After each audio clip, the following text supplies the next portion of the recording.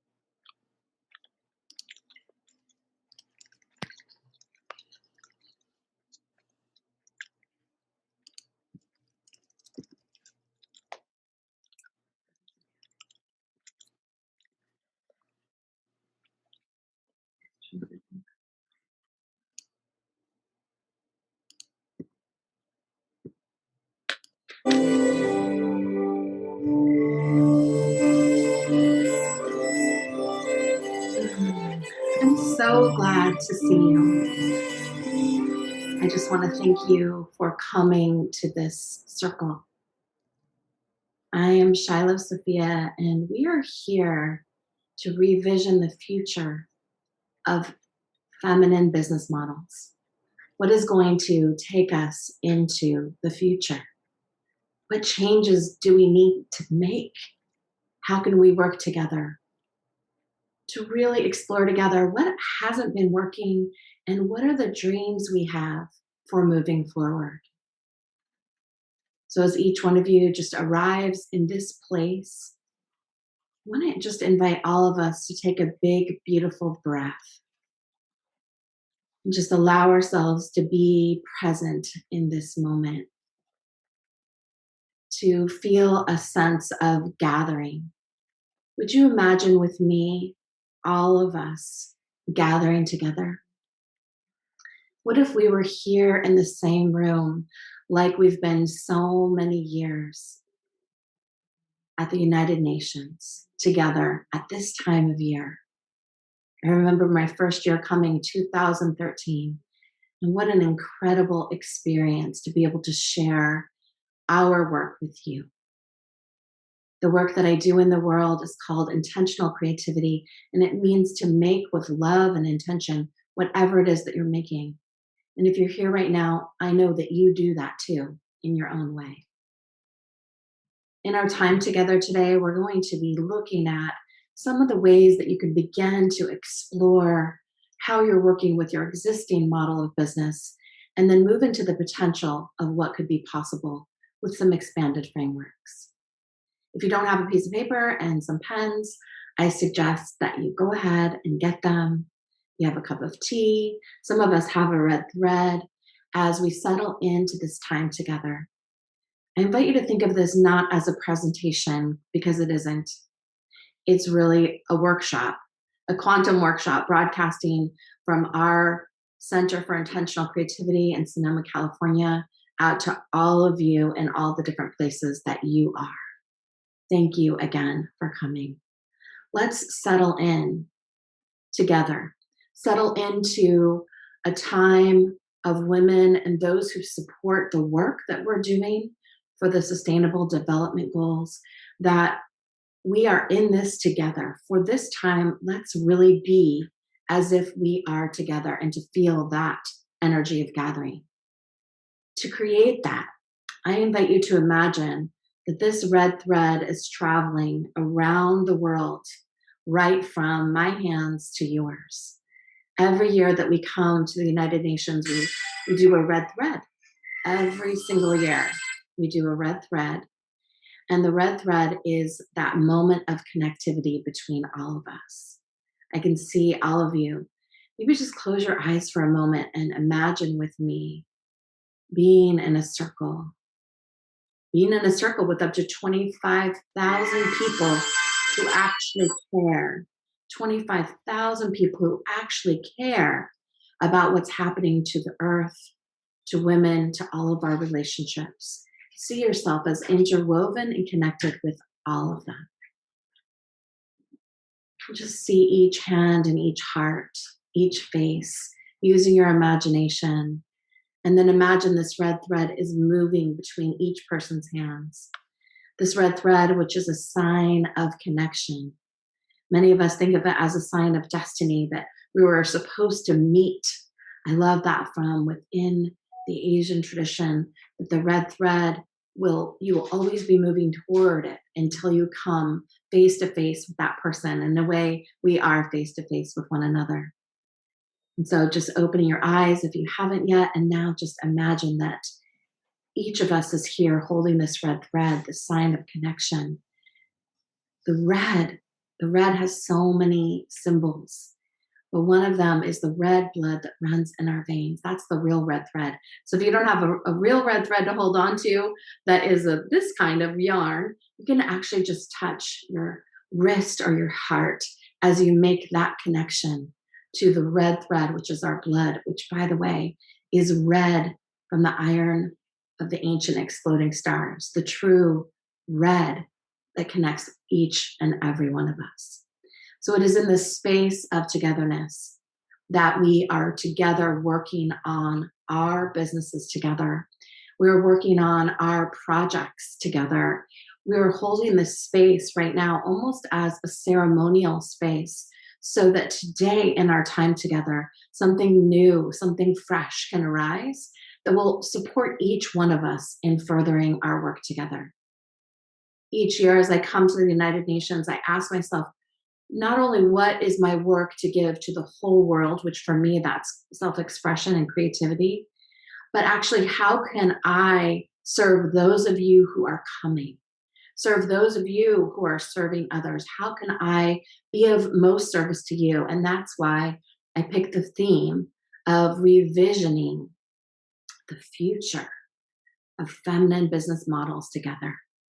I picked that theme as service to you, not just to talk about our work, but actually to have this focused on your work. So as you hold on to your red thread, imagined or real, I just invite you to be with what is present in your heart. Whether you've been attending a whole bunch of different events here, or this is your first one, what is present in your heart? And you can sometimes just tap on your heart and ask, heart, what are you present to? And just allow that to rise up. Because any feminine business model arises from the heart of woman. Just Just noticing what you're present to and just allowing yourself to breathe into that. Working from the heart as the heart now informs the mind. Not just to ask your mind, and sometimes I just tap my face or my head or my hat and say, what are you present to? Mind, consciousness, connecting the heart and the brain. What are you present to? Mind. And then just with your finger, draw a connection between your heart, right, and your mind right in front of you as you're just creating a connection. Just moving your hand back and forth as you make this intentional choice to connect the intelligence of the heart with the intelligence of the mind, because that is how we work. That's truly how we work. And around here at Musea Center for Intentional Creativity, we're making it conscious. So welcome again to this space. If you're just tuning in, I'm Shiloh Sophia, and I'm one of the curators here at Musea. Thank you so much for coming. Again, if you haven't gotten a piece of paper and a pen, please do. And we're going to move into the next part of our time together called the Tree of Potential. Now, the Tree of Potential is a warm-up exercise for what we're going to do next. And again, you could think of this not as a presentation, but actually as a circle or a workshop. And so whatever else you've been doing and all the information you've been taking in, I just invite you to, if you can, relax into this moment. Let's have a good time together. Let's be as if we are here for something that we've been called to. And welcome to this space. As we begin the next portion, the Tree of Potential. We get a sip of tea because around here we often have tea as a part of our experience.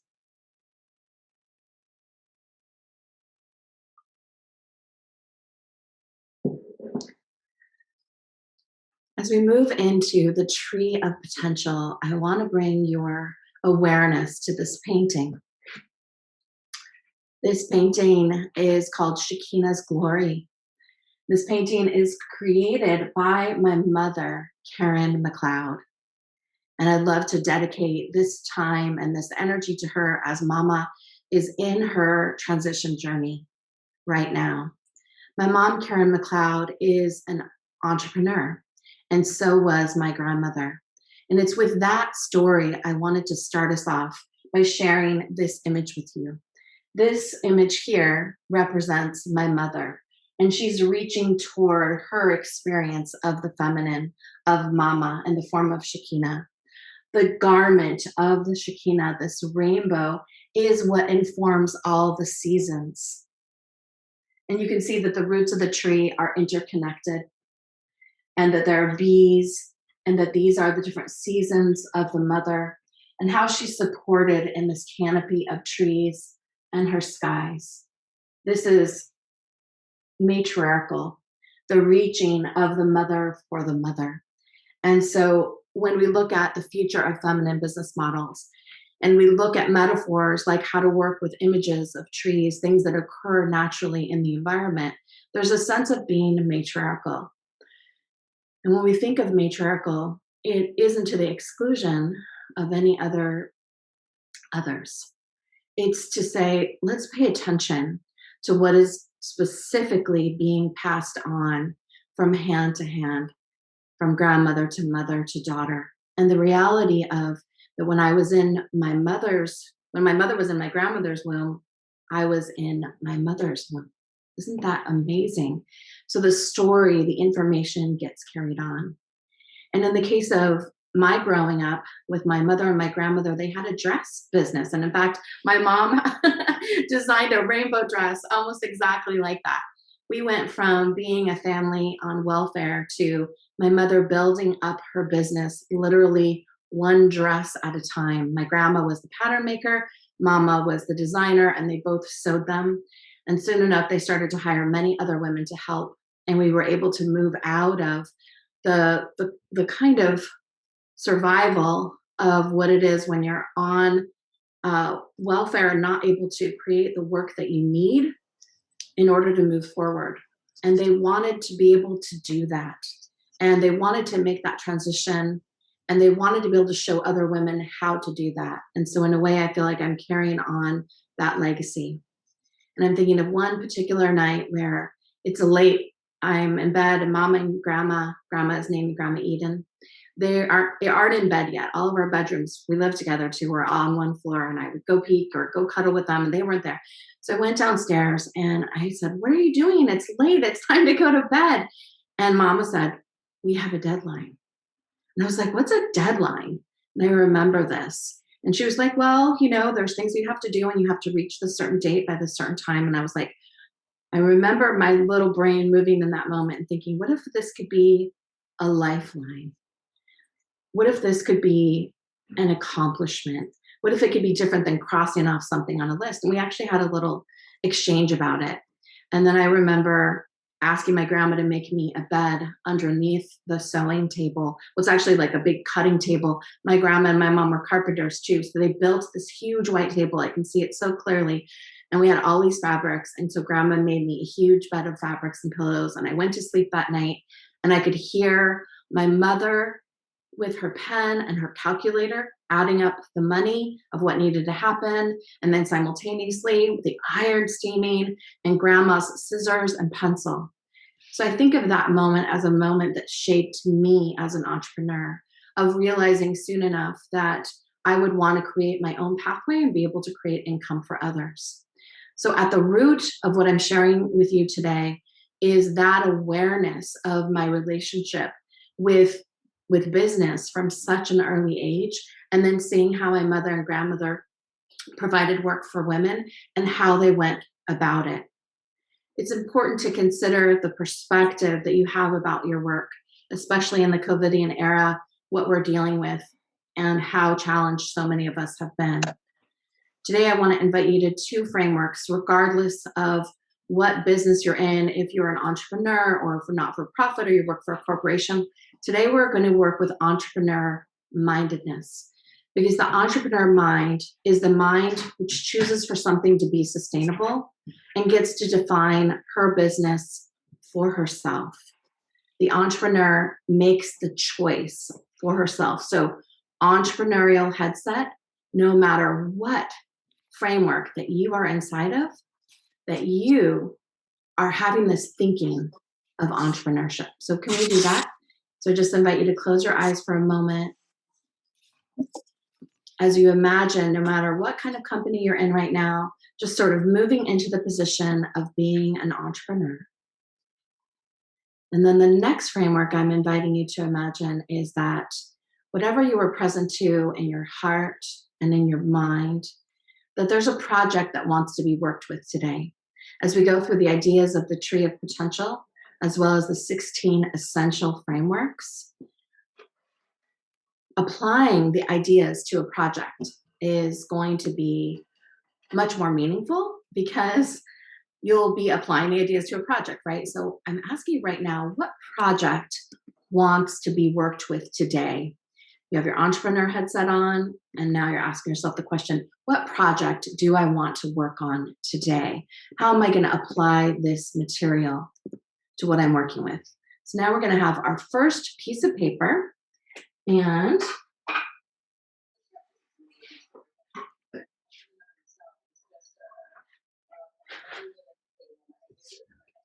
I'm going to make a space on the paper. And this space is going to be the space for whatever project you're going to be working with today. And your project is really about what is at the heart of your work, right? It's about the heart of what matters to you. Your project. What are you working with? So if you know what your project is, and your project would be something that you're working on inside of your business, it would be one particular thing inside of the business, and it's something that you're working with to make sustainable, something that wants to happen, something that you feel you want to work on, right? So if you know what your project is, go ahead and write your project in the box. And if you don't, just leave it open for the time being. At the top of your page, you're going to write the tree of potential.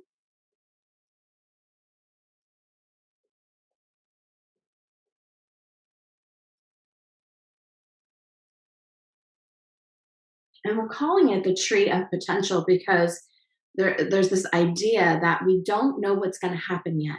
You're going to be gathering information about your project that you don't have yet, right? So it's the potentials. There's a way of working that is different than how we've been working, and we're going to explore it today. So go ahead and close your eyes one more time as you just tune into your project that wants to be worked with today, and your entrepreneurial headset with your heart and your mind connected, and all of us connected by red thread. And I invite you to imagine that we are out in nature together, and each one of our businesses is represented by the metaphor of a tree. So I just invite you to see that tree with your imagination. You're just making it up. If it doesn't just appear, just make it up. Think of your favorite tree. Just let that tree reveal itself to you. And all of us are in that space. So it's like we have a whole wilderness of different trees by different women. You could just imagine it. Here's a blooming dogwood and a rose and a peach. Oh, I see the walnut. I see the apple tree. I see the weeping willow and the oak and the cypress. Look at the redwood and the pine. Look at the gum tree. What kind of trees do you feel like sharing with us? You're welcome to. In the chat, you can share what kind of tree are you imagining in your wilderness? And we're all there with our unique trees, so seeing them together. And the next thing that we're going to do is we're going to create a root system. And we're going to do it by just making a line like this and like this. This is going to represent the trunk, and down here are the roots. Leave plenty of place at the top because this is where your tree branches are going to go. And don't worry about making your trunk exactly like the trunk of the tree that you're connected to. We just want you to be connected with the energy of that tree, which represents your business.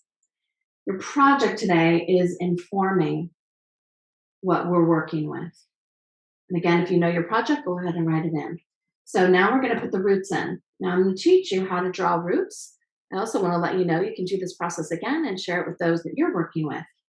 And we're going to do this by doing these sort of elongated U's. You can see how it ends up working, right? That these roots start to happen. So just go ahead and draw for a moment as you let this root system happen, starting with the roots.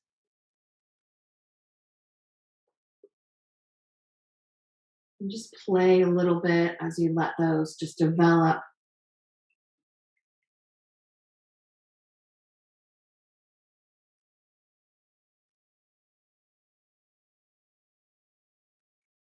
Maybe you want to add some water, some groundwater somewhere down there around the project, some nourishment for those roots. Now, somewhere in the project space, just go ahead and put the representation of a seed because your project right now is informing these roots.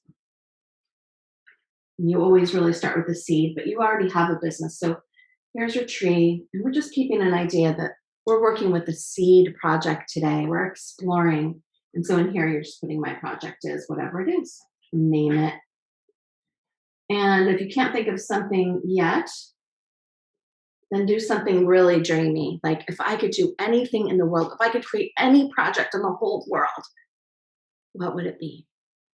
And go ahead and put that in there. Because you'll be able to use this template to apply to any project. So you're learning it now so that you can work it with other things. So we have the trunk, and we have the roots, and we have the project. So the next thing we're going to do is we're going to, I'm looking at my notes here. Down here, the roots are representing the roots of purpose. And depending on what your business or project is, think for a moment about what the purpose is. And if you have an idea of what that purpose is, just say, the roots of my purpose are, you can just write it right on here. And for many of us, it's justice and equity.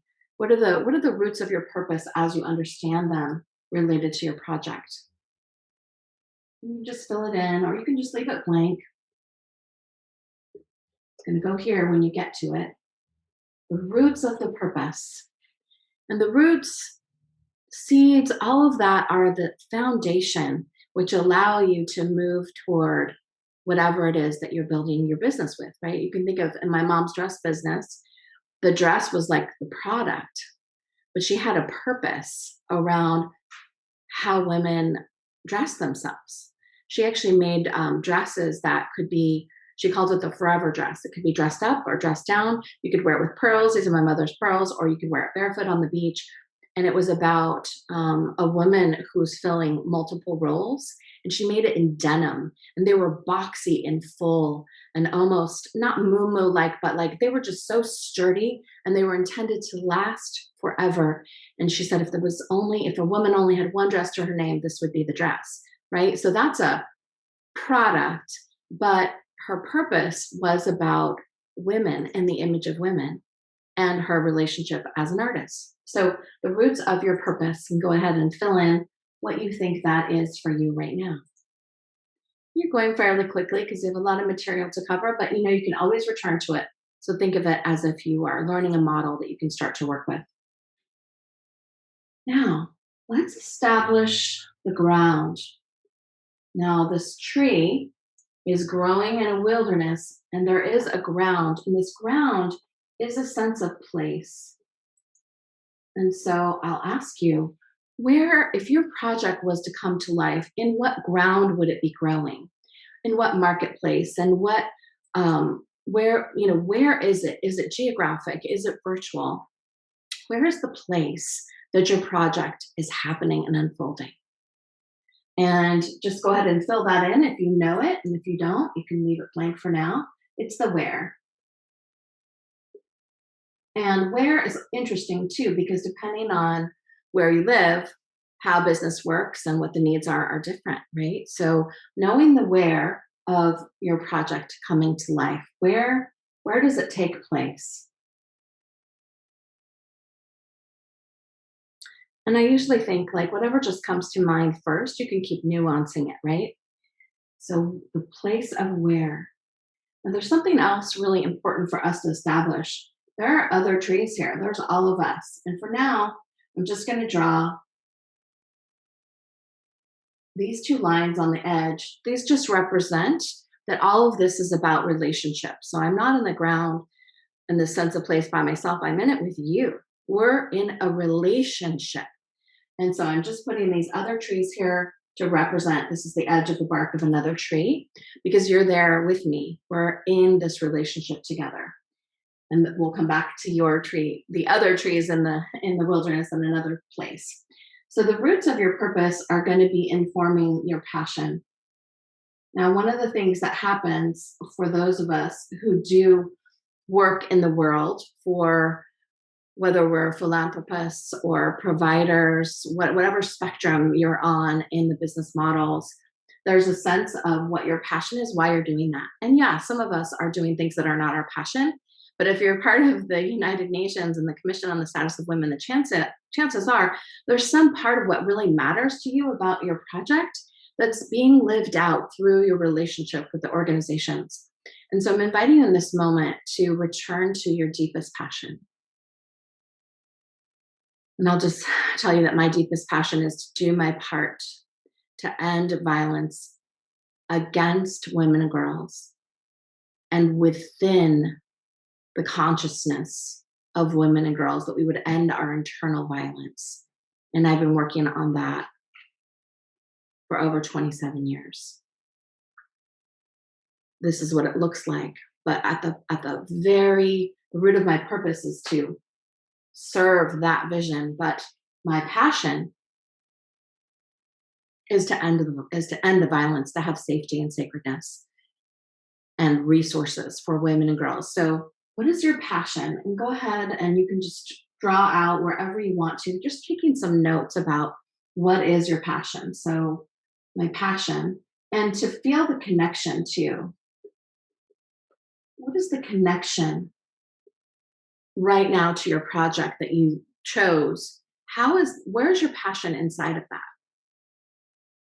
And I'll say that, for the most of my career as an artist and curator and storyteller and author, I kept feeling like I wasn't actually achieving my purpose to my passion, which was to end violence against women and girls, until just very recently I realized that what I have been doing with the tens of thousands of women that I work with across the world is first ending the violence within. And I knew that if we could end the violence within, we could create businesses to finance our own revolution, create partnerships and relationships that arise from our own sense of internal well-being. And as long as we were being violent with ourselves within, as we've internalized so many of the isms that we experience as women, then we may or may not be able to choose healthy partnerships of all kinds because we're still first being violent with ourselves. So I realized that my purpose and my passion were being fulfilled. It was different than what I thought. When you started working on your projects in your life, the purpose may have been different, but the passion is often similar. There may be a moment in your life where you remember being ignited about your passion, like where you're like, oh gosh, I really want to make change around that. It could be an experience you had. Just go back, close your eyes for a moment, tapping on that heart and even tapping on your brain as you go, what was that? What was the original passion? And is that being fulfilled through this project that I'm dreaming of right now? Taking a big, beautiful breath.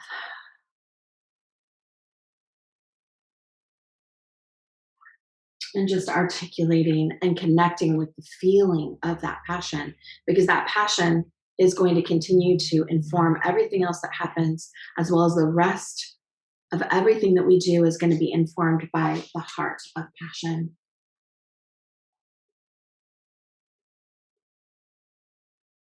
And when we stay connected to that, the other pieces start to make more sense. Now we're going to draw some branches. Now, don't worry, this isn't about drawing well. We're going to just continue those lines up, just sort of like that, like a little bit of a V.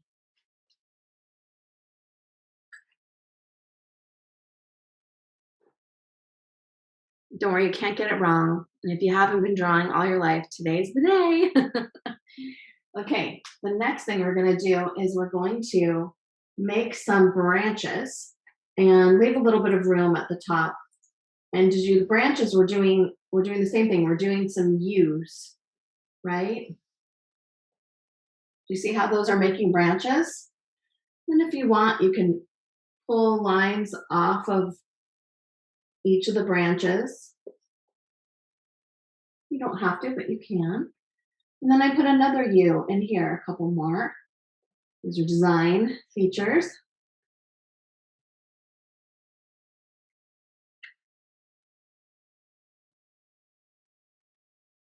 Go ahead and draw your tree. And again, don't worry about it matching the tree that you felt or saw yourself as. You can do this again, right? And bring it toward the real tree that you're feeling.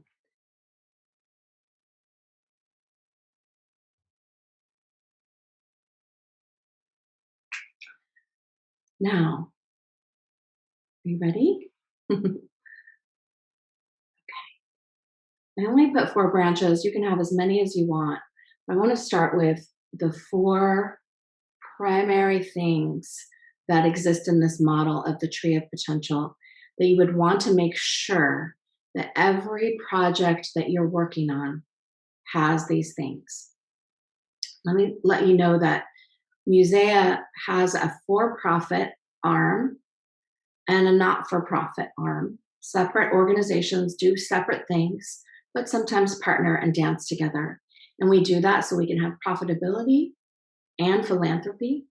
And where one excels, the other one may have a need, and vice versa. So they dance, as so many corporations who want to do good work in the world often start a not-for-profit. So we've started ours a couple of years ago, and that's focused in centering on women's art through a museum, where our for-profit is a school, a blooming university.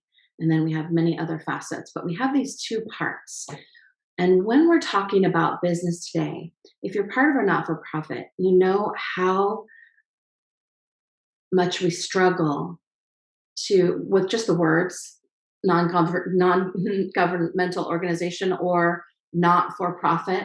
It's built into the structure inherent in the systems that keep us dependent on large donors, fundraising, grants, all the different things that we have to do. And then when funding doesn't come through, but we've already paid to train people for years, and then we have to let them go, it really keeps us in a struggle place and an asking place. It's hard to finance your own revolution if the very structure of your organization is based on money that isn't made but is given.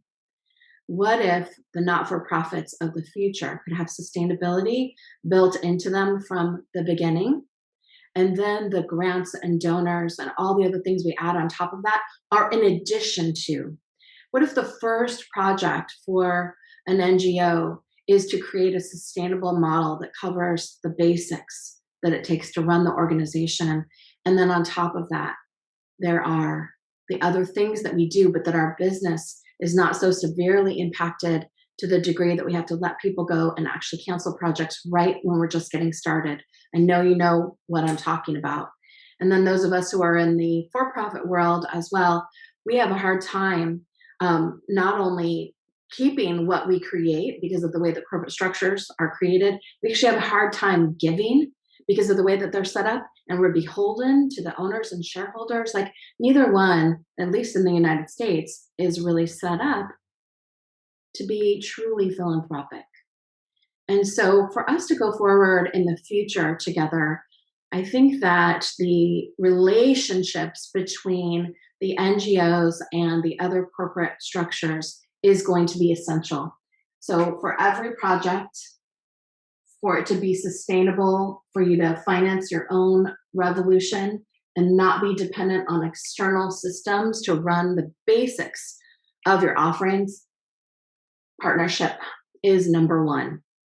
Partnership either with other organizations that are also serving, for you to collaborate with others who are doing work that matters in the world. When we come to the United Nations, because our not-for-profit isn't based, we don't have grants or we don't have traditional donor relationships, we raise the money through having an event, usually in New York, and people pay to come to that event, and that finances the basics of the trip and allows us to do what we do. And then we also gather and celebrate, and they get to come to these amazing experiences. But when I would talk to other NGOs about how we got the financing together, I would say, well, we made it. You know, we created an event. And they're like, well, what do you mean? And it was interesting how many conversations I had where it just seemed so like, how could we do that? And so I started doing a lot of talking with the other NGOs about how they too could bring financing, not just through fundraising, not just through, you know, help us get there and finance it, but actually to draw upon the resources of the clients in the base and be able to create the sustainability to come to the project so that coming here doesn't actually then set you back so far, right? And it was so interesting just to see how that was a foreign idea, not for everybody, but for a lot of people. And so it sparked this years ago for me to be able to talk to you all about business. And we taught this in the UN Chapel 1 year as well. So partnerships as one of the most essential things for a tree of potential. What do you think some of the other pieces are? If you just think about it for yourself, what are some of the other pieces that matter to you? One for us in our community is philanthropy, which is that every project has a giving aspect. Every project has some way that it's serving. That could be through providing free education, that could be providing scholarships, that could be through hiring people who wouldn't normally be able to serve in that position, providing jobs, providing so many different ways of working, bringing in others who want to be of service but who haven't been in this, giving them an opportunity to speak. Philanthropy comes in resources, but it also comes in raising up leaders within the community And for our organization, we have a school where we have lots of people graduating from the school who are certified to teach intentional creativity. There are over 450 people who are graduates. Well, 95% of our workforce, which in 2020 was 65 women entrepreneurs, came from those graduates. And so that's part of our philanthropy, is to raise up the women in our existing community around the world, grandmas and mamas and all kinds of stay at home and all kinds of abilities, and to discover how together we could create, what kind of projects could we create that are income producing? How can each person create their own position? It's not an easy way to work, but it is so fascinating how often when we work together, the opportunity to be truly philanthropic. It doesn't always make the most sense from a profitability perspective to raise up people within the community instead of hiring out for experts who may be able to know how to do that job differently. But what if it's inside and actually that's a part of it? So every project has partnerships, and those could be with other organizations, but those can also be with solopreneurs, individual women that you bring forward instead of hiring the expert in the corporation, making partnerships with women entrepreneurs, artists, educators, musicians to make the partnership full, to fulfill on your passion. How does your passion inform the partnership and the philanthropy? So as you think about your project, what part of the project that you're working with is philanthropic? How will you give inside of that project? Just muse on it for a moment, because I'll tell you what, when your heart and your mind are connected and you let being philanthropic, not just giving, but being philanthropic, even if you don't, we wait to feel like we have enough to be generous. But actually, if we'll begin to be generous before we have enough, then the energy and the ideas of philanthropy will come to life. I remember a story my mom told that was with my other mother, Sugoi Sellers, when I was just barely a baby. And they were having hard financial times. Literally, they had, $20 left or something to their name. And they decided to break the 20 and divide up the ones and actually just deliver it all around the neighborhood in a hope to, early 70s, but to create an energy that there's enough and that there was a multiplication. And then they just waited.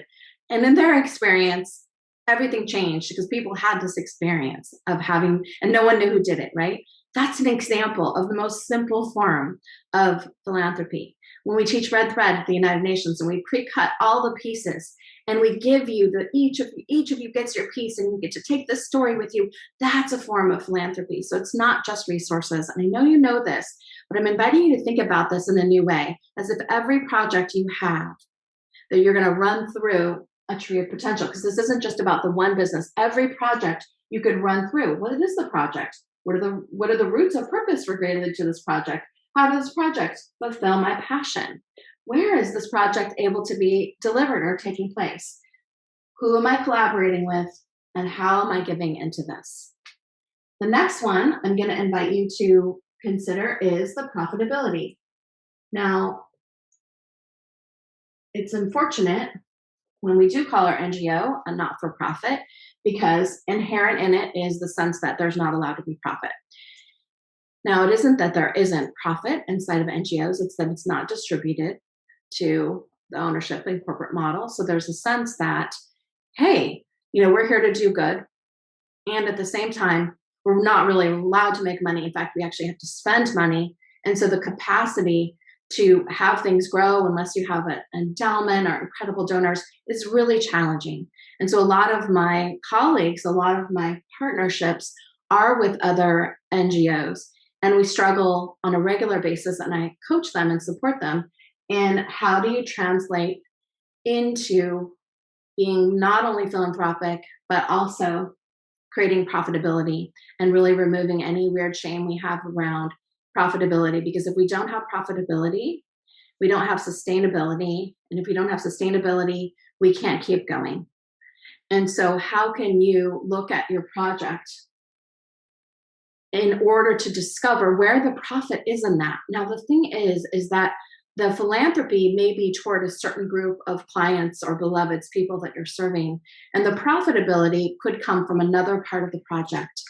And so what if your project also had two aspects? The part where you're working to create where that profitability is going to happen, and then the part where you're giving, and then you're working together with your partnerships to make sure that it makes sense on paper.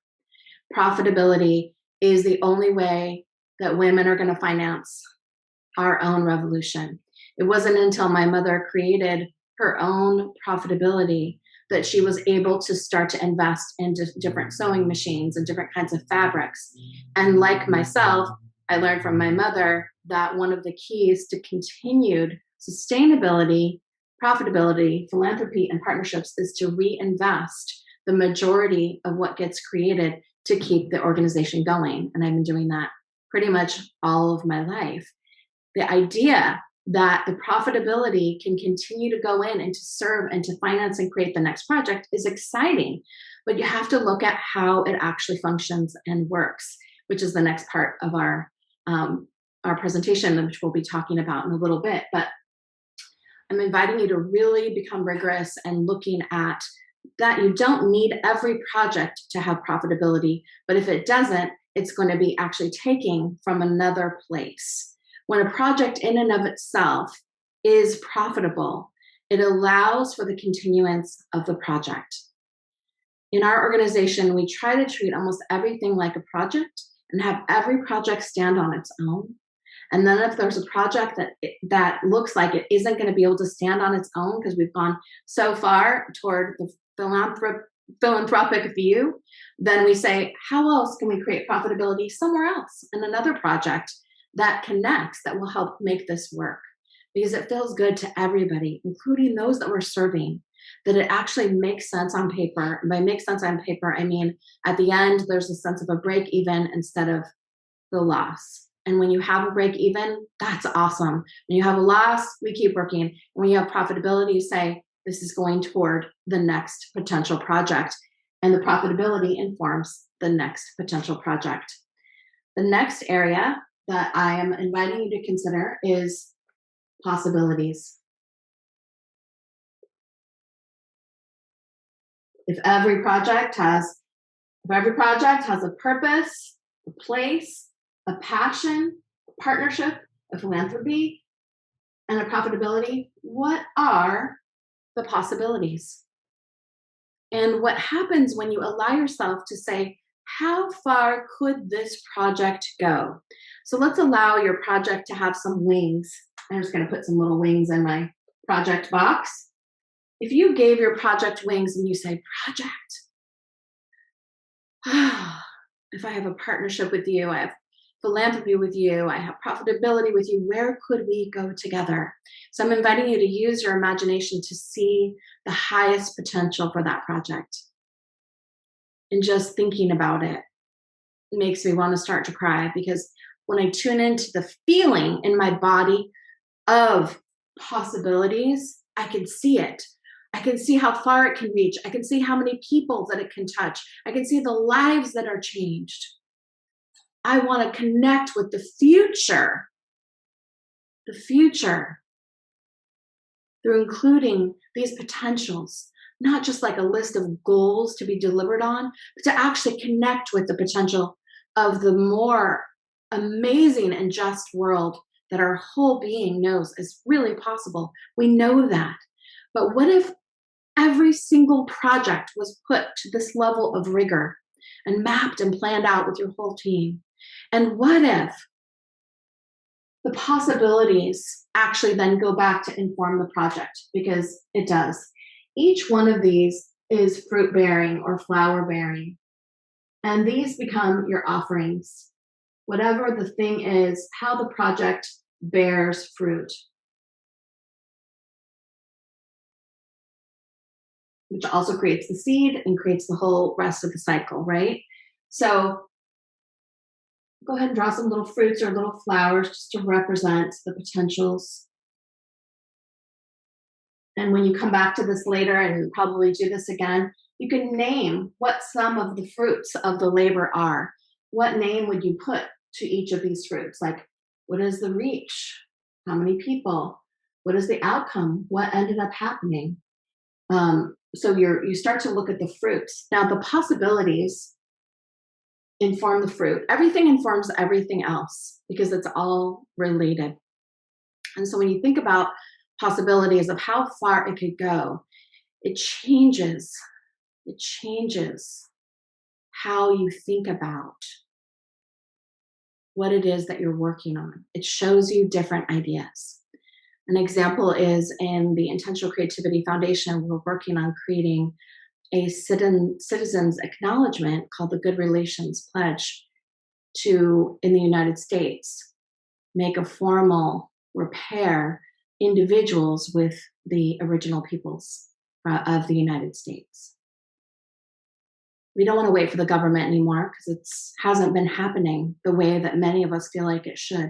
So we're going to take it on ourselves as individuals. And in fact, for 2 years in a row, Carmen Baraka, her name is Spirit Warrior, came and presented on Native American women and girls at the United Nations. And people lined up afterward to speak with her saying they had no idea that the indigenous people in a nation such as ours would not have access to clean water, food, and resources and continue to be marginalized after 500 years. We didn't know that they didn't know. And so Carmen and myself and others started working on the Citizens Acknowledgement. Now, the Citizens Acknowledgement right now is a 3-page document that we're getting ready to release as part of our work with the United Nations. Here we have, it's philanthropic. It's definitely connected to it's a project. The purpose is to make amends and create healing. We're absolutely passionate about it. The location is the United States as our first place. And then now we're like, okay, partnerships, we've got that. We're working with different individuals and tribes and nations to discover how to word this acknowledgement. It's philanthropic because, wow, this is what we want to do and we want to be able to finance this. But it's not profitable, but it does have to pay for itself because we're not running on grants and donors, right? So we have to make it pay for itself. So then we go into what are the possibilities? And it's when we tune into the possibilities that the limitations begin to disappear. And that we could begin to see how then could we as a community finance getting this project out? How does that work? And how much is needed? So I got a proposal. How much will it cost to bring this out in a big way? How could that get paid for? And so it's through connecting with the possibilities in my partnerships, which allows for us as an organization to say, how is this going to get out and how is it going to pay for itself and how is it going to keep going? So that project has been brought through, that started with Carmen, has brought through all of these. And now we're right here in possibility and profitability. How are we going to finance it? What is going to happen? And we're on that now. And there are many choices for that.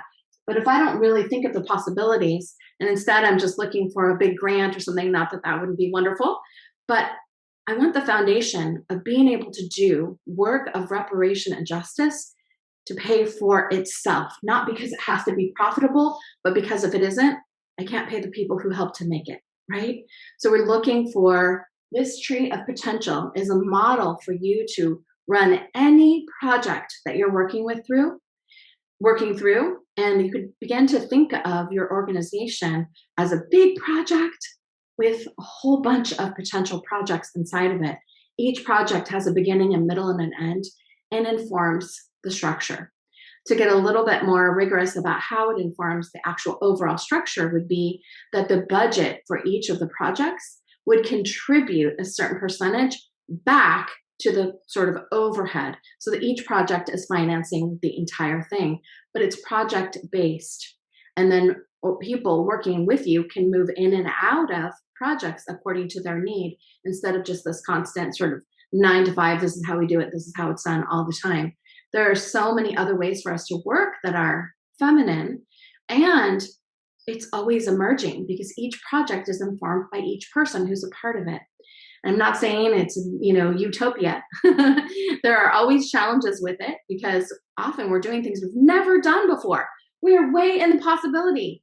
But gosh, wow, if I don't let myself dream, I can't keep that passion going. Because if all I'm doing is pushing out offerings and commodifying the fruit and labeling it and selling it or giving it away, then I'm not actually creating a model where there are others in the forest.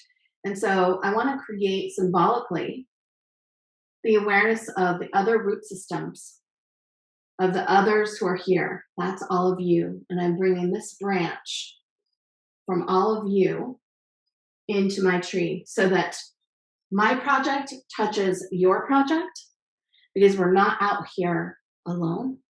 We're in it together. And then, of course, last, but actually first, are the people and all the multiplicity on the gender continuum or not are included. It's the people. And the people are the ones who are benefiting. The people are the ones who are creating it. The people are the ones working the project. And when you invite the people that you're serving, being philanthropic with, to be a part of the solution, we all know that we get a different potential than if we position ourselves as the helpers and the experts, and instead work directly with those we long to serve to create their own solutions, and then to actually be rigorous with us. How are we going to work on this together? How are we going to be philanthropic together about creating the solution? And this is how to look at profitability. Now, when we work directly with the clients and people that we're working with to look at those numbers, you also get a different potential. Because if we're not all looking at it together, then there's just a few of us looking at it. And a few of us looking at it doesn't allow us to see the whole wilderness. So I'm inviting you to see the entire wilderness of all of us here together. And I say wilderness because I want to connect to a place within us that isn't just commodified and domesticated. I first thought of it being an orchard, but I really want us to have an awareness of our innate feminine nature, which is totally in alignment with nature itself. And that that wild place within us that exists within all of us, that wildness in our wilderness together informs our passion, keeps us going when we don't feel like going, encourages us to try things, to take risks, but also encourages us to be rigorous with making choices that allow us to be sustainable into the future. So that is our tree of potential. I think we could probably spend a couple months or years just working on this and how the project informs all of this. So I just invite you to take a moment now as we complete this portion of our time together to reflect on your project. And again, this is almost like just the rough draft of you being able to think about it. But if you think about your project, what are you present to now? So just tapping on your heart. Think of what you were present to at the beginning. Just imagine being able to finance your own revolution, your own projects, to be entrepreneurial in your organizations, to be at cause yourself.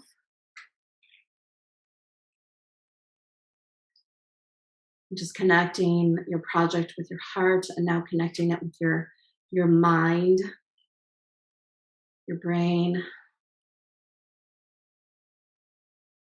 What are you present to about your project in your mind? Now I just invite you to bring your hands to your belly and your womb area, wherever you are in your feminine evolution of cycling. The whole area where your belly and your womb is, to just make contact with that. Because women have an innate knowing here. It's built into our DNA, built into our stardust. It has a desire for there to be reciprocity, sustainability that would never poison earth, water, or air for profit. Women, by and large, don't move that way in the world because we know there's something to save and protect, whether that's our physical babies or the projects that we give birth to. All the fruits of our labors, we want to create a safe and sacred space for them to bloom, and for those fruits to be harvested in their time, in their natural way, and then to create more seeds so that we can move into the next generations with seeds that are able to be grown in a ground that is safe to grow them, nurtured with water that is clean and able to grow good trees. Connecting with your womb, there's womb wisdom. Your heart has wisdom, your brain has wisdom in your womb, in your belly area. And if there are others than women watching, just like still that whole area of your body, which is generative. And then just to ask this part of your body to speak to you about your project, as if your inherent capacity to be generative is going to speak to you now about your project. And if you're new to our work, this is going to be a stretch. Just play with this. Listen.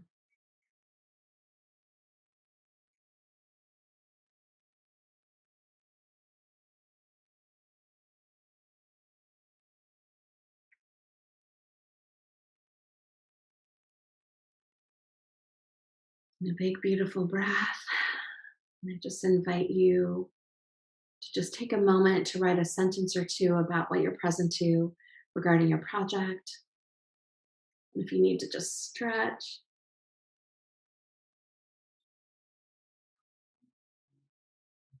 just writing a sentence or two as we get ready to share some beautiful images with you. And let you know when we're ready.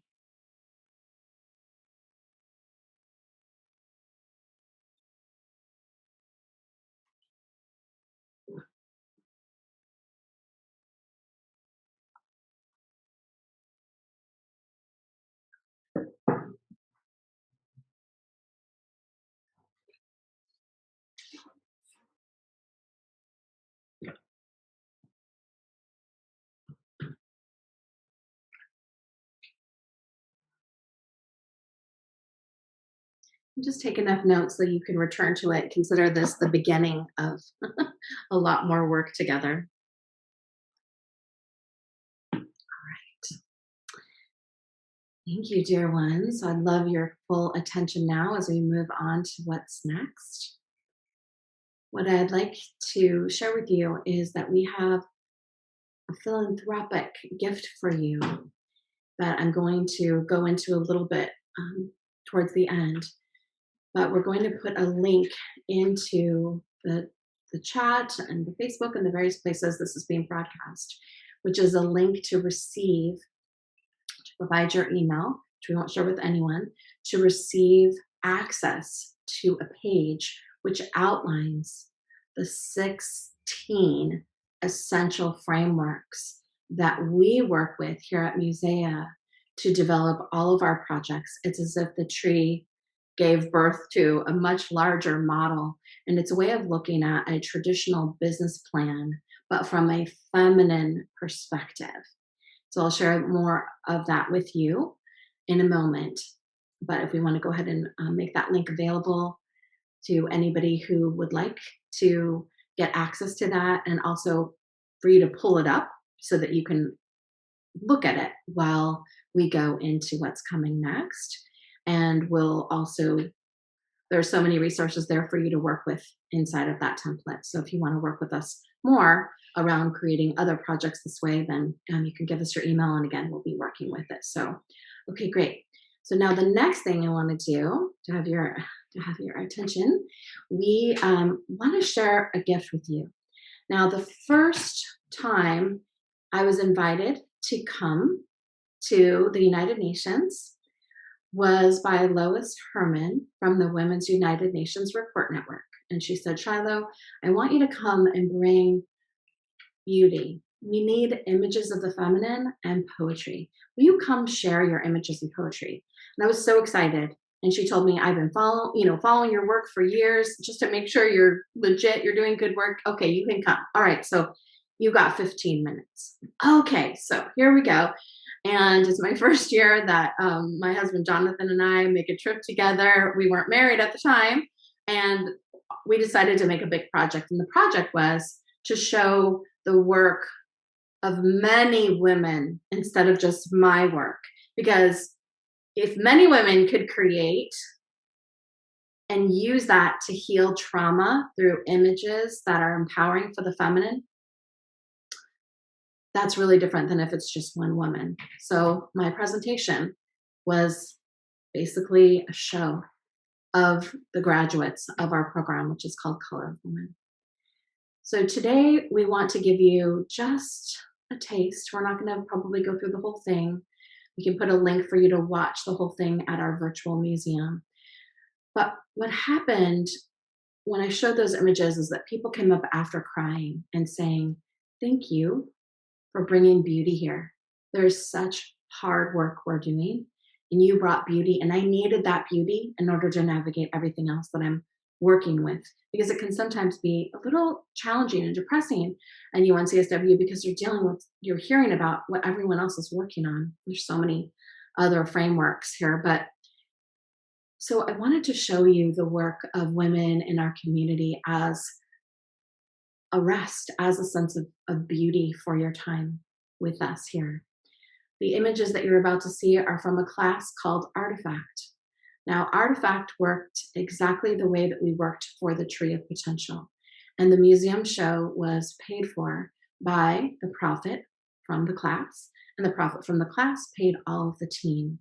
And this is something that we did during the COVIDian era to keep our team going. Instead of letting people go, we created an event, and that event was called Artifact. And the theme was, if each woman made a painting that would be found in 500 or 1,000 years from now, what would they say about her people, her culture, her land?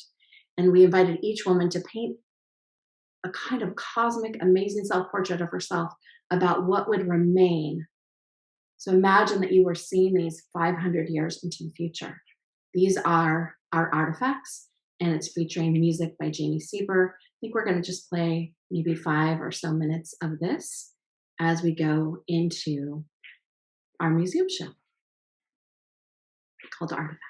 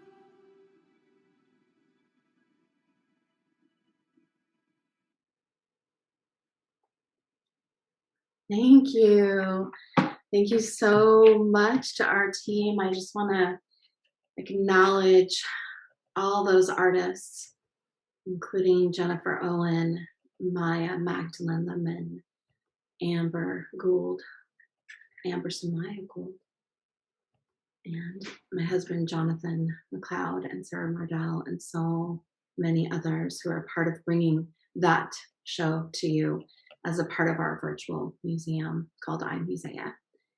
We have two separate websites. iMusea is the museum, and musea.org is our school and community. I don't know how you felt watching those images, but I was just so moved. I was brought to tears because what you're looking at is the face of the feminine future. Each woman created her own archetypal image and worked with her own face. We actually photographed ourselves and really worked from our own faces to see ourselves as somebody who is really curating the future that we want to see. So imagine if the future of business and our projects in the world was run by women who look like that and have energy like that and visions and symbols that way.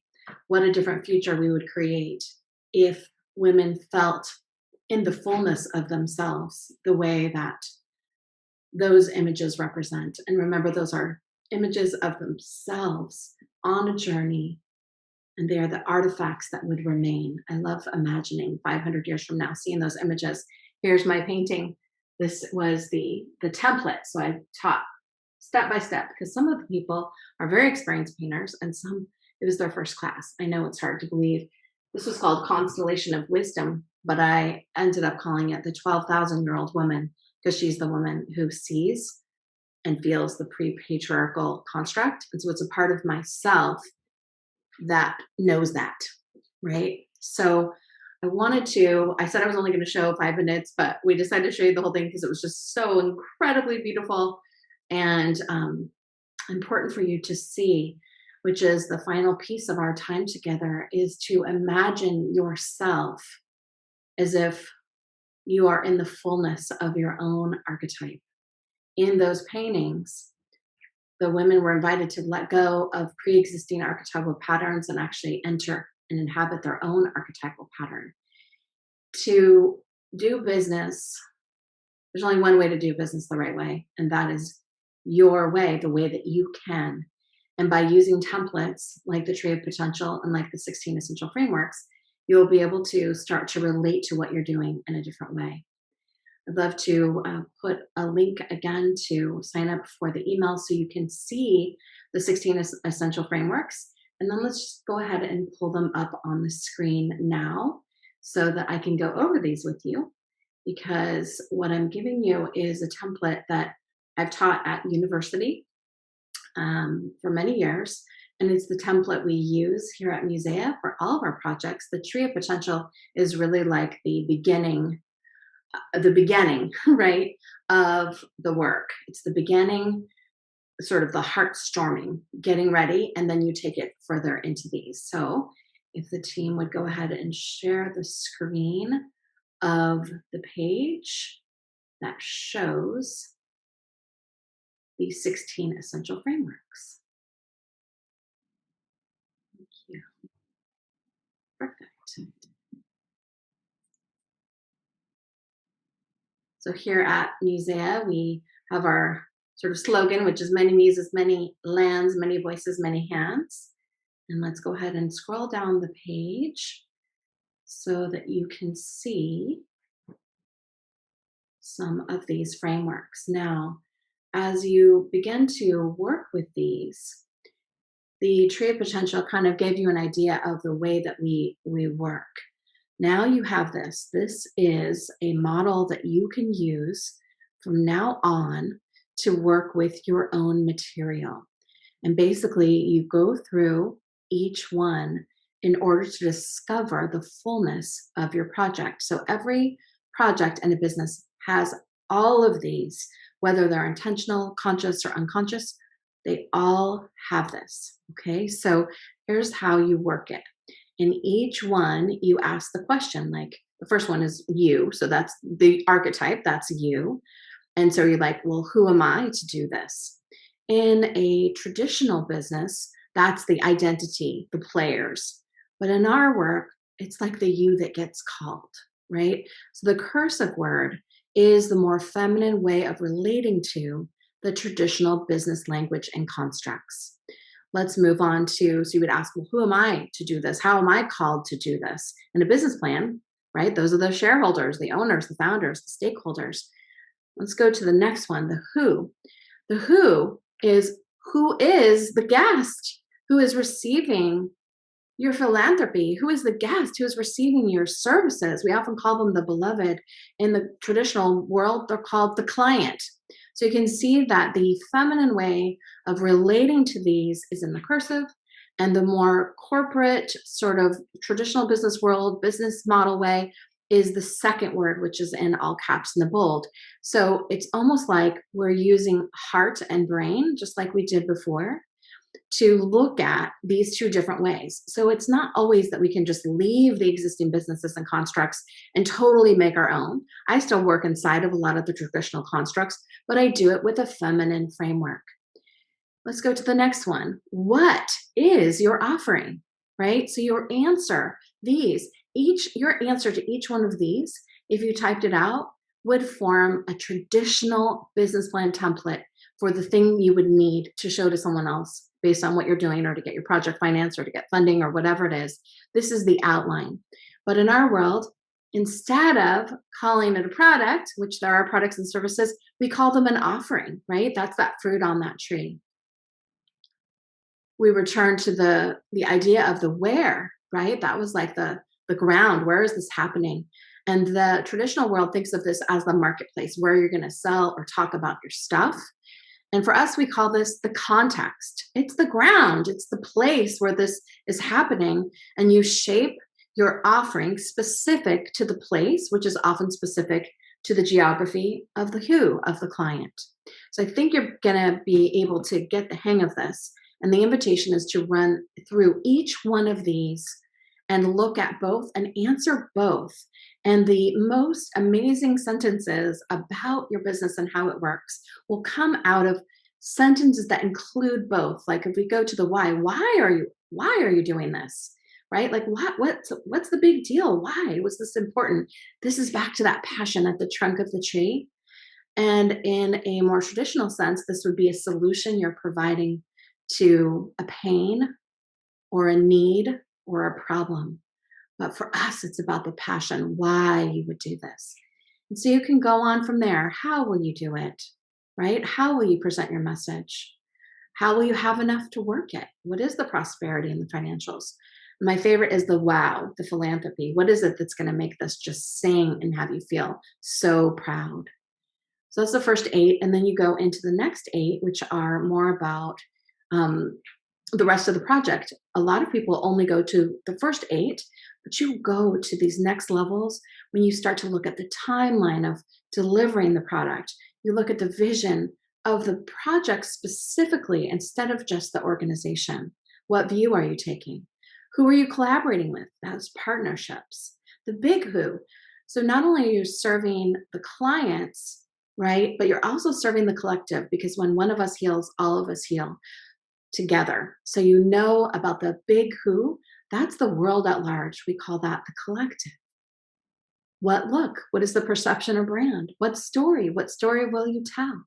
What impact? What do you really want to see happen in the world? And then ultimately, the baseline regarding your mission, the transformation you want to cause. And for you as an entrepreneur or artist, this is directly connected with what we call soul work.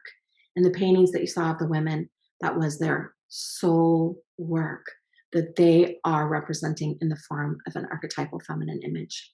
So by signing up through the email, you'll get access to this page, which has all kinds of other resources. We also do tons of work around this in our community of intentional creativity. So we can move off that screen and I'll go ahead and complete. I feel like I could talk to you all day about all of these super juicy things, because when I talk about business, even though really my primary work is painting and storytelling and calling circle, I want to make sure that those that I'm in partnership with around the world, whether I know you or I don't, you're on my direct red thread or you're not, that we have access to a greater breadth of information about how we choose to engage and approach our businesses. It is up to us to develop the thinking, the technology, the relationships that are going to create the solutions that we long to see in the world.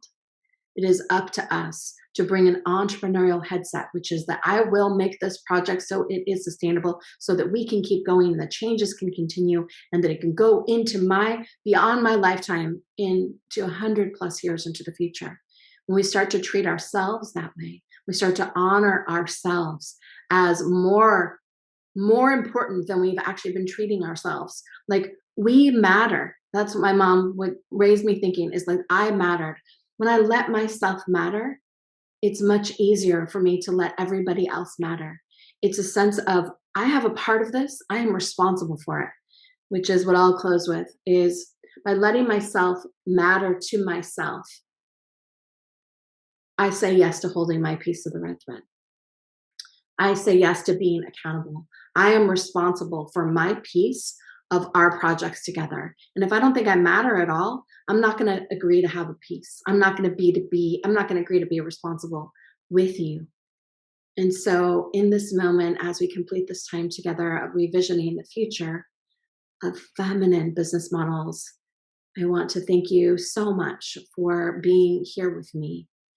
And I want to remind you that your business exists, your projects exist because you say they do. No one else gets to define that for you. And however much resources you have, or contacts you have, or people in your mailing list, or whatever all those things are, that actually doesn't define your business. You define your business because you say so. Your projects exist, your business exists because you say so. So join me in revisioning the future and also being women who finance our own revolution. Thank you, each one of you. Thank you to the United Nations Commission on the Status of Women for having me back one more year. And thank you to each one of you for being a part of this as I complete and dedicate this to my mama, Karen McLeod, and with great honor to our elder, Carmen Baraka. Thank you, everyone. See you on the red thread.